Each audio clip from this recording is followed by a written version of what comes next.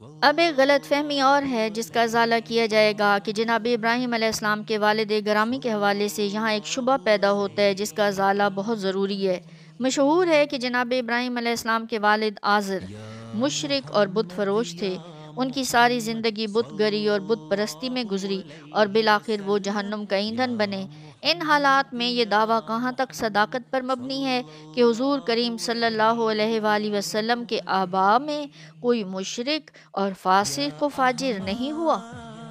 واضح رہے کہ ائمہ محققین نے بیان کیا ہے کہ آزر جناب ابراہیم علیہ السلام کے والد نہیں تھے بلکہ رشتے میں چچا تھے اور آپ کی پرورش بھی انہوں نے کی تھی۔ قرآن پاک میں انہی کو باپ کہا گیا ہے اور یہ کوئی انوکھی بات نہیں ہے، یہ عرب کے محاورہ اور رواج کے مطابق ہے جس کے دلائل آگے بتائے جاتے ہیں۔ پہلا یہ کہ حضرت یعقوب علیہ السلام کے والد حضرت اسحاق علیہ السلام اور چچا حضرت اسماعیل علیہ السلام اور دادا حضرت ابراہیم علیہ السلام تھے۔ جب دنیا سے رخصت ہونے کا وقت آیا تو حضرت یعقوب علیہ السلام نے اپنے بچوں سے پوچھا، ما تعبدون من بعدی، میرے بعد تم کس کی پرستش اور عبادت کرو گے؟ قالوا نعبد الہک و الہ آبائک ابراہیم و اسماعیل و اسحاق الہا واحدا۔ یہ سورہ بقرہ کی آیت مبارکہ ہے۔ وہ بولے، ہم آپ کے الہ کی اور آپ کے آبا جناب ابراہیم اور اسماعیل اور اسحاق کے الہ کی عبادت کریں گے جو وحدہ لا شریک ہے۔ اب اس آیت کریمہ میں یعقوب علیہ السلام کے بیٹوں کے جو جواب ہیں اس میں قابل غور بات یہ ہے کہ حضرت اسماعیل علیہ السلام حضرت یعقوب علیہ السلام کے تو چچا تھے، باپ نہیں تھے۔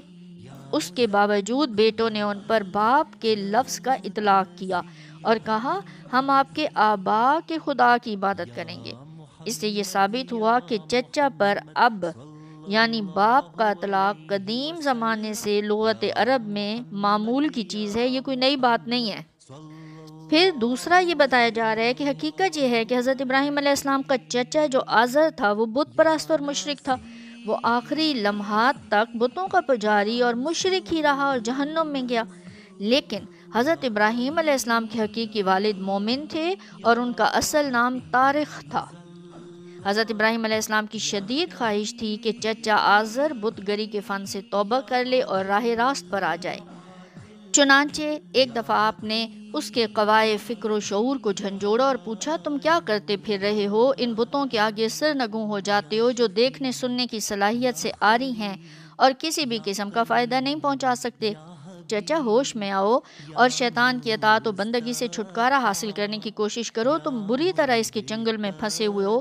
اگر اسی طرح بت گری میں مصروف رہے تو مجھے خدشہ ہے تم دوزخ کا ایندھن بن جاؤ گے اور ابدی خسارہ و ہلاکت کا سودا کر لو گے۔ اس لیے غلط روش سے باز آؤ، بت پرستی چھوڑو اور بت شکن بن جاؤ، شیطان سے ناطہ توڑو اور رحمان سے ناطہ جوڑو۔ اس برخلوص اور حکیمانہ نصیحت کا کج فکر اور غلط اندیش چچا پر الٹا اثر ہوا۔ بولا، اے ابراہیم، کیا تو میرے خداؤں سے برگشتہ ہے؟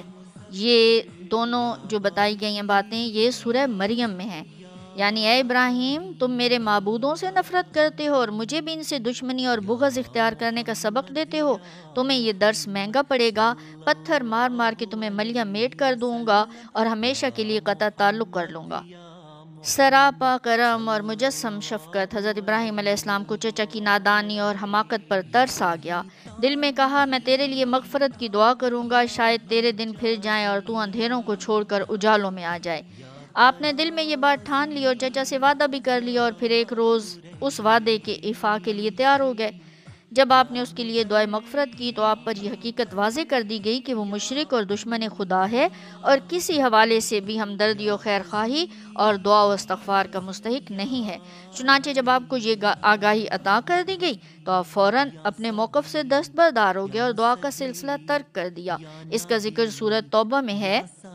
جب آپ پر یہ ظاہر ہو گیا کہ وہ اللہ کا دشمن ہے تو اس سے برات اور بیزاری کا اظہار کر دیا۔ اس آگاہی کے بعد چچا کے لیے آپ کا جذبہ ہمدردی بالکل سرد پڑ گیا اور پھر کبھی بھول کر بھی آپ نے اسے یاد نہ کیا، کیونکہ جو اللہ کا نہیں وہ اس کے خلیل کا بھلا کیا لگتا، خواہ کتنا ہی قریبی عزیز اور رشتہ دار ہو۔ تو یہ ثابت ہو گیا کہ حضرت ابراہیم علیہ السلام نے اس حکم الہی کے بعد آزر کے لیے کبھی دعائے مغفرت نہیں کی، کیونکہ نبی کبھی بھی فرمان الہی کی مخالفت نہیں کر سکتا۔ لیکن دوسری طرف قرآن مجید ہی سے ثابت ہوتا ہے جو آپ کے حقیقی والد تھے ان کے لیے آپ آخری دم تک دعائے مغفرت کرتے رہے، اور آپ کی دعا کے الفاظ یہ ہیں: ربنا اغفر لی ولوالدی وللمؤمنین یوم یقوم الحساب۔ یہ سورہ ابراہیم کی آیت مبارکہ ہے۔ اے اللہ مجھے اور میرے ماں باپ کو بخش دے، اور تمام مومنین کو بھی جس دن یوم حساب قائم ہوگا۔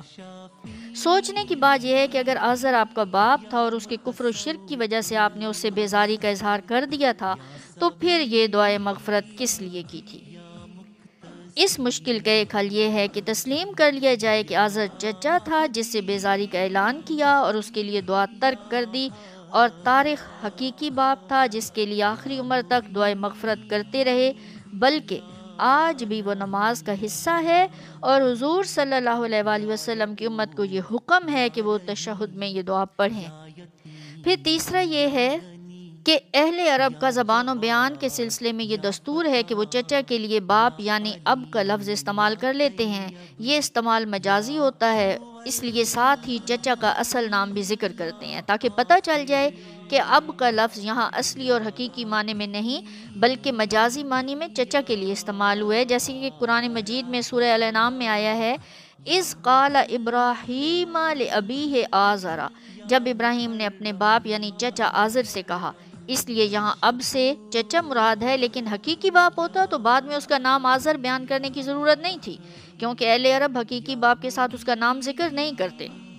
پھر چوتھا یہ ہے کہ حضرت عباس رضی اللہ تعالیٰ عنہ حضور نبی اکرم صلی اللہ علیہ وآلہ وسلم کے چچا تھے۔ ایک دفعہ مجلس سے اٹھ کر گئے تو سرکار صلی اللہ علیہ وآلہ وسلم نے فرمایا: ردو اعلی ابی، میرے ابا جان یعنی چچا کو بلاؤ۔ حضور نبی اکرم صلی اللہ علیہ وآلہ وسلم نے امی یعنی چچا کی جگہ ابی یعنی میرے باپ کا لفظ استعمال فرمایا۔ تو اس مقام پر قاضی ثناء اللہ پانی پتی رحمۃ اللہ علیہ بیان کرتے ہیں کیونکہ اہل عرب چچا کی جگہ باپ کا لفظ بالعموم استعمال کر لیتے ہیں، اس لیے اہل تحقیق کا آخری فیصلہ یہی ہے کہ درست بات یہی ہے کہ آزر جناب ابراہیم علیہ السلام کا چچا تھا، باپ نہیں تھا، کیونکہ آپ کے حقیقی باپ کا نام طارق تھا۔